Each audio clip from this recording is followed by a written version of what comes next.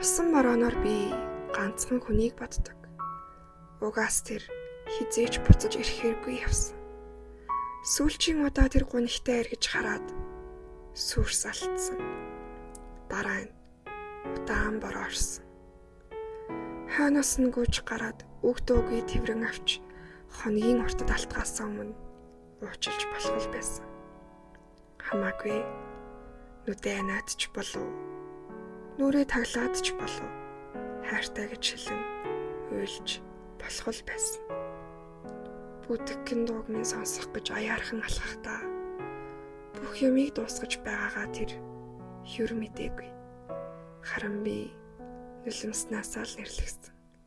Хачин хүйтэн бороонд шалб норхосоо байсан. Гуйгаад уйлахт нь жишүү харсан хүйтэн царайг минь 3 жилийн гуниг нулимс хэдийн явгаасан ч хүнийх болсон мартаж чадсан гинхэн хайр минь хүйтэн бороо орох бүрийд намайг дааруулна.